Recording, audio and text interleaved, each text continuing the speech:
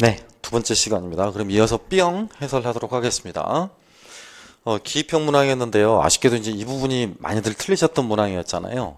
이제 사학사 부분을 제대로 공부하지 않으셨다라면 다소 좀 힘들었던 문항일 수 있을 것 같습니다.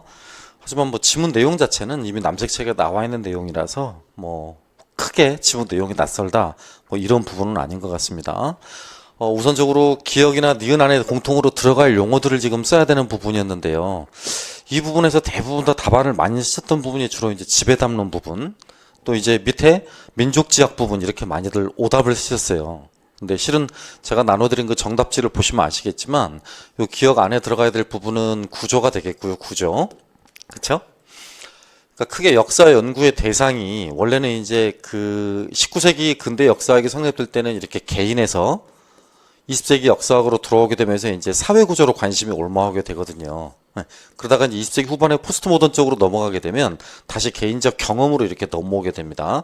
그래서 명백하지만 이 부분 안에 들어가야 될 표현은 지금 구조가 된다라고 볼 수 있겠습니다.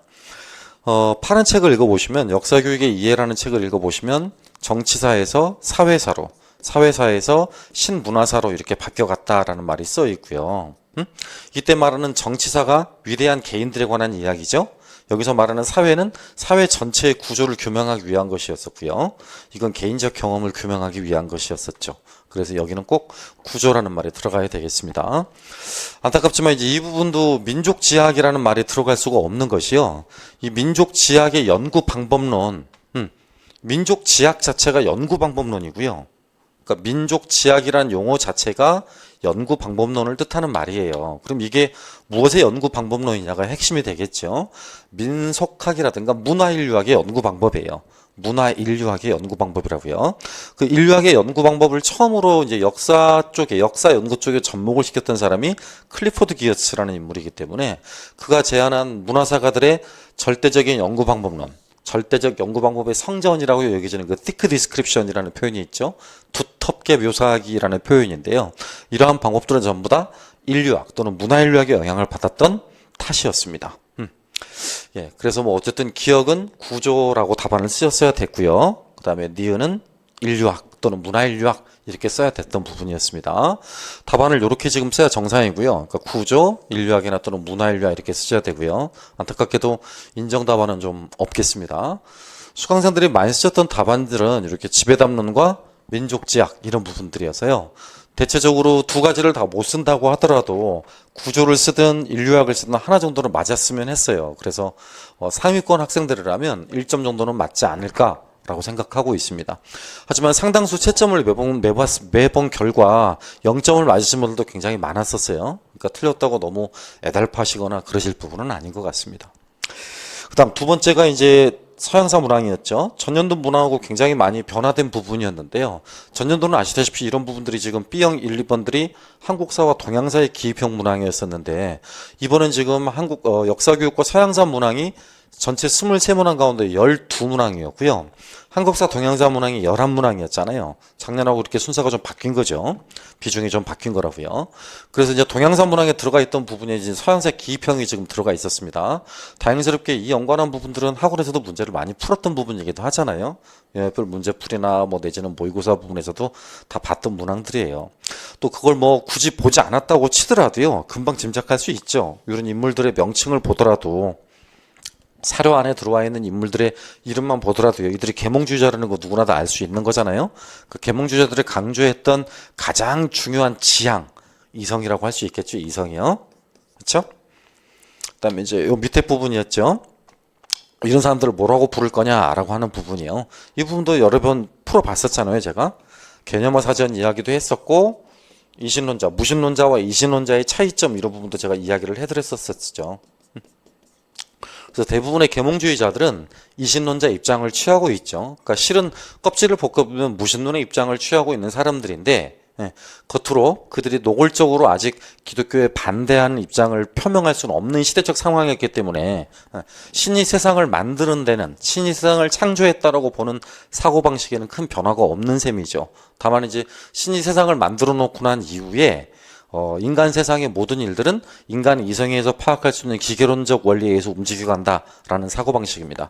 그러니까 이 사람들은 지금 유신론과 유신론과 신이 있다라고 믿는 생각과 신이 없다라고 생각하는 거죠. 이른바 무신론이죠.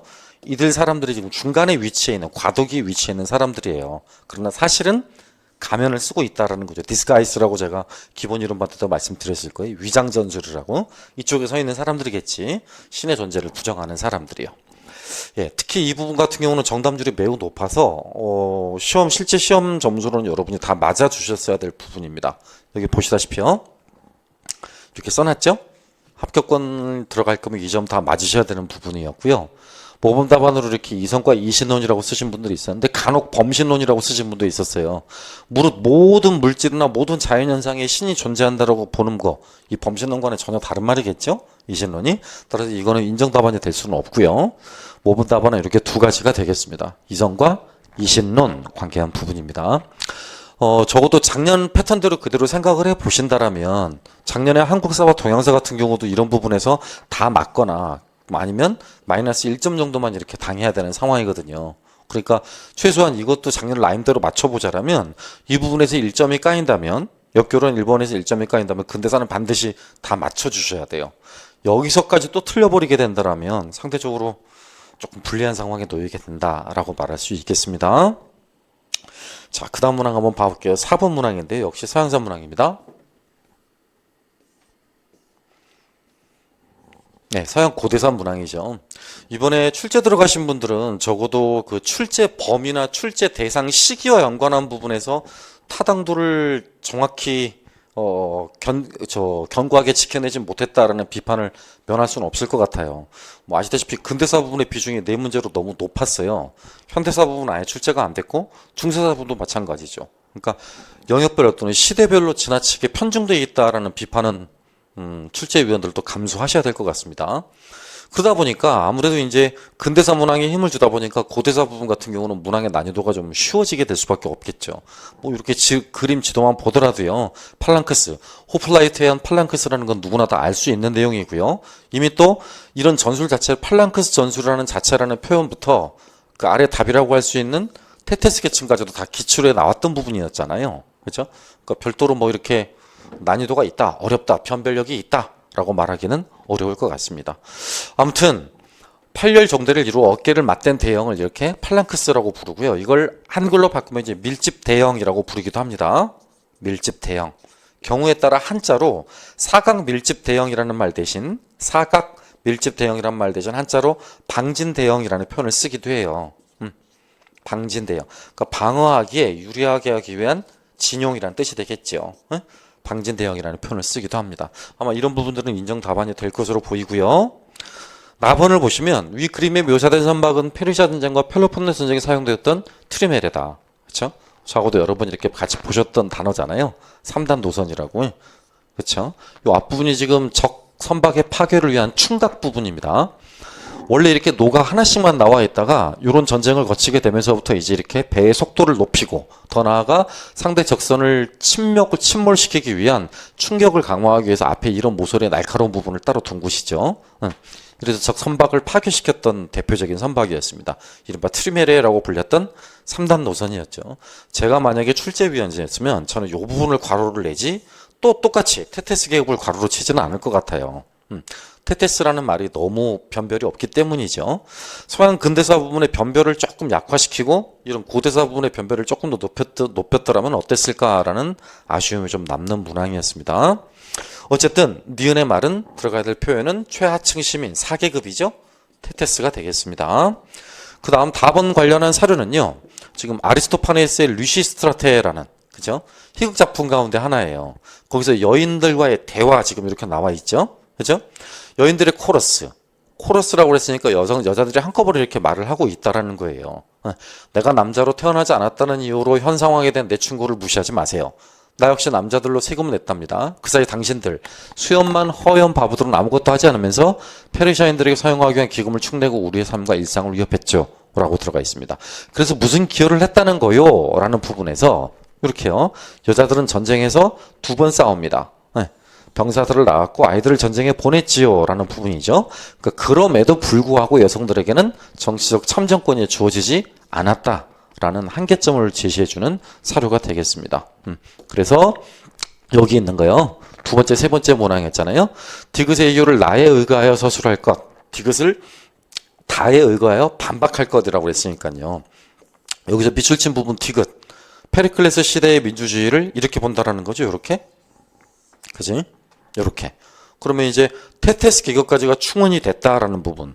그래서 이제 정치적 참정권의 수혜 대상이 넓어졌다라는 부분에서 민주정의 발전에 기여할 수 있었겠죠. 반대로 또 이제 다그를 바탕으로 한다라면 민주정의 발전에 어긋나는 겁니다. 그쵸?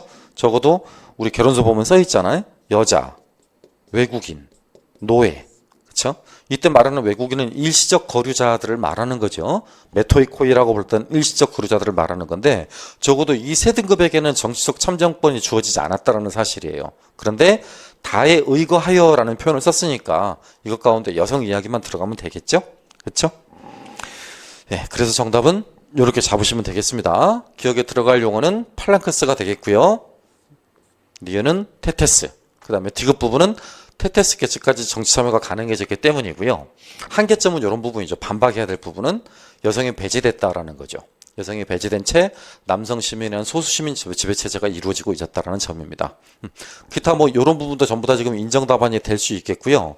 학생들이 썼던 보내주셨던 약 108개의 답안 가운데서 좀 눈여겨보고 반복적으로 나타나는 용어들이 이런 표현들이었어요. 그죠? 가능할 것 같습니다. 인정답이든 부분답이든 가능할 것 같아요. 그 다음 7번 문항도 한번 봐보겠습니다. 역사교육론 문항이었는데요.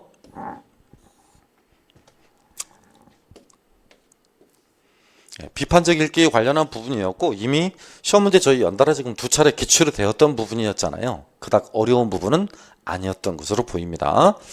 그래서 처음에 이제 여기 제시되었던 부분 보시면 작성 방법 보시면 기억에 공통으로 들어갈 용어를 쓸 것이라고 이렇게 들어가 있죠? 그죠? 그러니까 기억 부분이죠. 이것을 함양하고자 구성했다라고 써 있고요. 또 하단 부분에 보시면 이렇게 써 있죠. 이 부분이 훨씬 더 결정적인 힌트잖아요. 요게. 합리적으로 의사결정을 내리는 능력. 여기까지가 지금 역사적 판단력의 개념입니다. 개념. 가끔 이걸 역량하고 헷갈리셔서 핵심 역량 가운데 한 가지를 쓰시거나 아니면 아주 두루뭉술하게 역사 리터러시라고 쓰시는 분이 있는데요. 주의력이 조금 부족했을 수 있었던 것 같습니다. 부족하셨던 것 같아요. 제목이 이렇게 들어가 있죠? 논쟁 수업과 역사적 사고라고요. 그러니까 논쟁 수업을 토대로 해서 역사적 사고력을 배양하는데 여기에 들어갈 말은 그러니까 역사적 사고력의 하위 범주 가운데 하나를 포함해야만 하는 거죠. 네. 뭐 연대기 파악, 역사적 상상력, 역사적 탐구력, 역사적 판단력이라는데 그 네 가지 가운데 지금 이 개념 정의에 해당하는 건 역사적 판단력이니까요. 이론을 제기할 여지가 없습니다. 기억에 들어갈 말은 역사적 판단력이 되겠습니다. 그 다음 니은과 디귿에 들어갈 질문이죠. 질문.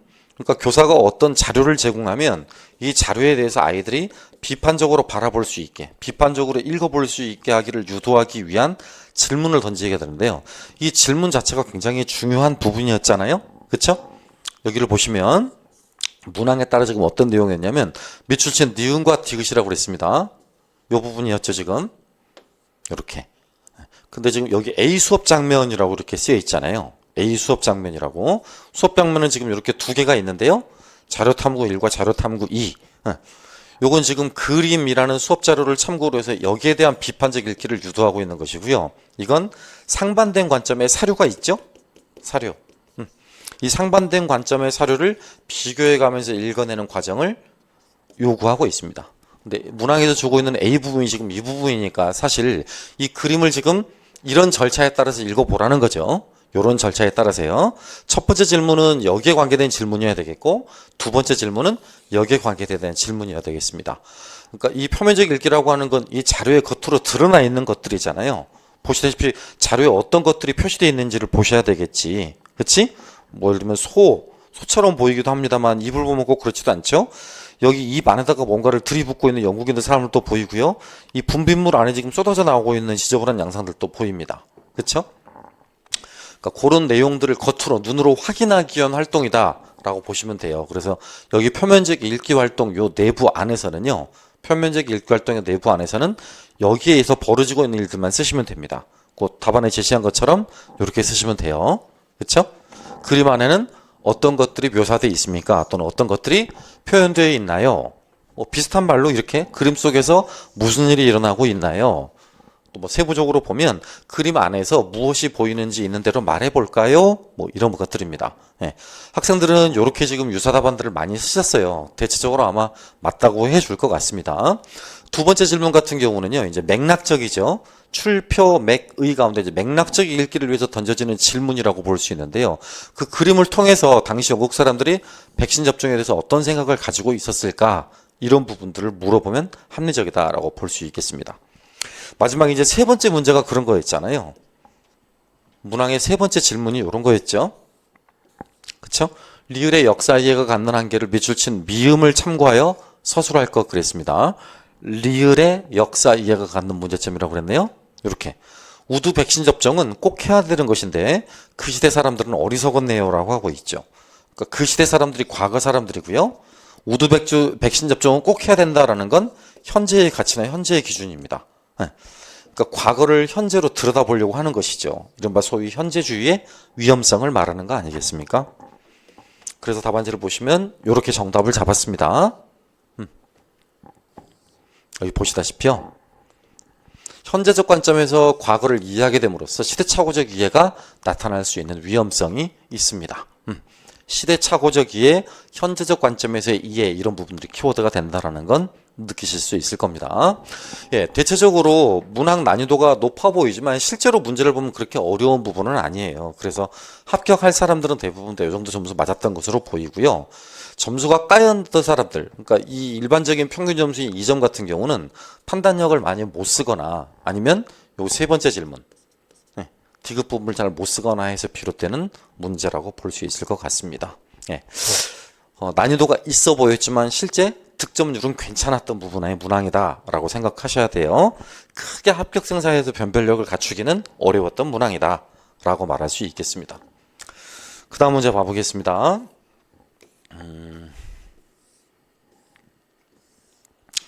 8번 문항이죠. 8번 서양사 문항인데요. 이것도 역시 근대사 문항입니다. 그쵸? 잠시만요.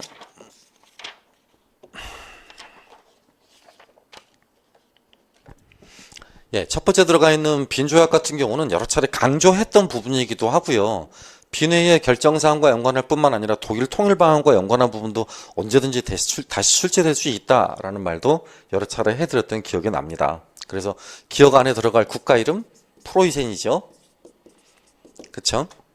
요 부분만 봐도 금방 알 수 있죠. 이렇게 영터요. 그렇지 않습니까? 그 다음 뭐 저걸 따로 모른다고 치더라도요. 빈 조약이라고 그랬잖아요. 그러니까 빈 조약의 결정국이라고 할 수 있는 신성동맹과 사국동맹을 떠올려 보시면 금방 아실 수 있죠. 그죠? 영프 오러니까 프로이센이 빠지면 안 되겠죠. 그렇죠? 나중에 그 프로이센에다가 프랑스까지 가담해서 오국동맹이 되기도 했었지만요. 그래서 기억은 당연히 프로이센이 들어가야 되는 것이고요. 요건 기출된 문항에서 너무나 다 쉽게 쓸 수 있는 문항입니다. 리을 역시 관세요. 관세. 반복적으로 똑같이 나왔던 사료이기 때문에 누구나 쉽게 쓸 수 있을 것으로 생각합니다. 다만 이제 이 부분에 관련한 부분, 두 문항에서 조금씩 답이 엇갈리더라고요. 학생들이 썼던 답이. 사상적 흐름을 쓰라고 그랬잖아요. 가 이유라고 그랬습니다. 근데 니은을 참고해서 쓰라고 했거든요. 요거 가. 요 부분이죠, 요 부분. 요 부분 이후에 독일에서 나타난 사상적 흐름을 기억을 참고해서 쓰라고 했었습니다. 기억 맞죠? 죄송합니다. 니은을 참고해서 쓰라고요. 여기 보시면 요걸 참고해서 써라 라고 했습니다. 우리는 장래에 우리들 중 누군가가 관직에 들어간다면 누구도 비밀경찰을 목적으로 하는 어떤 관직도 그리고 출판사적 검역하는 어떤 관직도 받아들이지 않을 것을 맹세한다라고 그랬죠. 이 자유주의 운동가, 민족주의 운동가의 대표적이었던 브루젠샤프트의 지도자 헤게뷰슈가 지금 이런 말을 하고 있죠. 그쵸? 그러니까 이건 자유주의에 대한 탄압. 그쵸? 이런 것들이 지금 자유주의에 대한 탄압 정책이잖아요. 이런 것도 자유주의에 대한 탄압 정책이고요. 카루스바드 법령 내용의 기본 조건들이 아니었습니까? 이런 것들이 전부 다. 그러니까 이 내용을 참고해서 이후에 벌어지게 될 내용들을 지금 쓰라고 했기 때문에 답은 이렇게 답안지에 제시된 것처럼 자유주의 운동 또는 자유주의에 기초한 민족주의 운동 이렇게 쓰시는 게 옳습니다. 보시다시피 기억 안에 들어가야 될 부분은 프로이센이 되겠고요. 리을 안에 들어가야 될 말은 관세입니다. 아울러서 가 이후에서, 그러니까 비뇌이 이후 독일에서는 자유주의적 민족주의가 확산되어 있습니다. 이게 지금 서양사 강좌에 제시되어 있는 표현으로 가장 정확한 정답 수준이다라고 말할 수 있어요. 자유주의 운동뿐만이 아니라 민족주의 운동 두 가지가 결합돼서 나타난 거니까요. 흔히 우리가 예전 서양사, 구판 서양사 강의라는 책을 보면 자유주의와 민족주의가 결합된 양상을 자유주의적 민족주의 이렇게 부르기도 하고요. 부흥적 민족주의 이렇게 부르기도 하죠. 아마 이런 부분도 채점하신 분들이 어느 정도 인정 답안으로 고려해 줄 것으로 보입니다. 뭐 아니면 자유주의가 확산되었다, 자유주의와 민족주의가 확산되었다. 이렇게 쓰시면 되겠죠. 그 다음 통일방황과 관련한 문제였습니다. 요 밑에 보시면 통일방황과 관련한 문제였죠. 맨 마지막 독일 통일에 대한 디귿의 입장이 나와 어떻게 다른지 서술할 것이라고 그랬죠. 나입니다. 나. 요거죠. 요거. 디귿은 요 국민의회고요. 국민의회에서 제시됐던 통일방안은 아시다시피 소독일주의였잖아요. 그쵸? 하지만 이때 당시는 해계표시 당시 때 여기 내용 보시면 나와 어떻게 다른지를 쓰라고 그랬잖아. 요 나. 그러니까 브루젠샤프트 운동 당시에 많은 사람들은 독일 통일에 관한 방안을 논의하기보다는 앞으로 독일이 나아가야 될 방안을 지금 이렇게 묘사를 하고 있잖아요. 이렇게. 요렇게. 그렇죠? 그러니까 독일은 결국 분열돼서는 안 된다라는 거예요. 하나로 합쳐져야 된다라고 해서 대독일주의라고 생각을 할 수도 있겠지만 실은 이 시기에는 대독일주의와 소독일주의의 바람 이걸 정확히 명명하기는 다소 어려운 시점이 아닌가 생각됩니다. 그래서 가장 이상적인 답은 이렇게 써주시는 게 좋을 것 같아요. 물론 대독일주의, 소독일주의 이런 말에 틀렸다라는 게 아니고요. 그런 부분의 표현들이 부족하다라는 걸 말씀드리고 있는 겁니다. 자, 그래서 여기 봐보시면 이렇게 예컨대 디귿은 소독일주의 입장으로 물러섰다라고 그랬고요. 나는 비뇌에 따라 만들어진 독일 연방을 비판했고 프로이센과 오스트리아가 분열하고 대립하는 것에 반대 의사를 표방했다라고 그랬죠. 그러니까 이거 두 개가 지금 분열하고 있는 것에 대해서 반대 양상만 말을 하고 있는 거라고. 그러니까 분열을 지양하고 독일이 하나로 합해져야 된다라는 것이지. 그렇죠? 굳이 그 합해져야 된다라고 하는 것이 통일 방안으로서 비교될 수 있는 부분은 아니죠. 예컨대 프로이센 중심의 소독일주의라든가 오스트리아까지를 연합하는 대독일주의 이렇게 비교의 양상으로 서술하기보다는 아예 앞부분에서는 대독일, 소독일의 논의를 거치기 이전이니까 실은 이때는 프로이센과 오스트리아가 분열하고 대립하는 걸 지양하자라는 쪽이 조금 더 정확한 정답일 것 같고 뒤쪽 입장, 그 프랑크푸르트 회의에서는 통일 방안이 구체적으로 논의가 됐으니까 소독일주의 입장으로 물러났다라고 쓰시는 게 맞을 것 같습니다. 이외에도 뭐 기타 인정 답안 이런 것도 가능하겠죠. 그렇죠? 가 이후 독일에서 시민적 자유를 요구하는 자유주의와 민족주의가 사상적 주로 대두됐다. 이것도 세 번째 문제에 대한 답이 되겠고요. 여러분들이 보내주셨던 답안지 안에서는요. 이런 답들이 많았어요. 통일 방안 가운데서요. 이렇게. 그렇죠? 이렇게요. 소독일주의, 대독일주의 이렇게 비교하는 내용들이죠. 그리고 직접적으로 이렇게 표현을 쓰는 경우도 있었고요. 어쨌든 채점하는 과정에서 인정이 될 것으로 봅니다. 만약에 굉장히 채점 기준이 짜지게 된다면 어떨지 모르겠지만 유사 답안으로 인정이 될 것 같아요. 그래서 지금 점수를 이렇게 잡았습니다. 3점에서 4점으로요. 역시 크게 어려운 부분의 문항은 아니었고요. 기출문항만 좀 열심히 풀어보셨다면 크게 어렵지는 않았던 문항이 되겠습니다. 자, 역사교육론 이제 마지막 문항을 한번 보시죠. 10번 문항을 보시면 수행평가, 그러니까 역사교육의 평가 관련한 부분인데요. 뭐 말씀드렸다시피 우리 평가 부분도 여러 차례 연습하고 풀어보기도 했었었죠. 특히 많이 풀어봤던 부분이 이런 문항들이었잖아. 그렇죠? 이런 문항들요. 이런 문항도 여러 번 풀어봤었습니다. 근데 총괄책 채점과 분석책 채점 두 가지 표 관련한 문항만 해도 영역별 9, 10월달 문제 풀 때 한 번 또 모의고사 때도 한 번 이렇게 풀어봤던 부분이었고요. 거의 비슷하죠? 그 다음에 이런 부분도 마찬가지였습니다. 채점 기준 작성하는 부분 마찬가지였죠. 여러 차례 풀어봤던 부분이었었고요. 괄호 안에 미음에 해당하는 부분인데요. 이런 부분이죠. 이건 중요성에 관한 부분이기 때문에 어떤 학생들이 답안지를 써서 보내시는 거 보니까 여기다가 내재적이라고 쓰신 분도 있더라고요. 옳지 않겠죠. 그렇죠? 왜냐하면 이 내재적 가치 때문에 채택되지는 중요성이 여기서 말하는 본질적 중요성이에요. 이해하겠어요? 내재적 중요성이라는 말은 없다고요. 이 내재적 가치 때문에 채택되어지는 중요성이 본질적 중요성입니다. 그래서 이건 인정 답안이 없을 것 같아요. 본질적이라는 말만 명확히 좀 쓰셔야 될 것 같네요. 그렇죠? 그래서 이런 채점 방법은 총괄적 채점이 아닌 분산적 채점 방법, 분석적 채점 방법을 말하는 거겠죠? 분석적 채점 기준을 말을 하는 것이고요.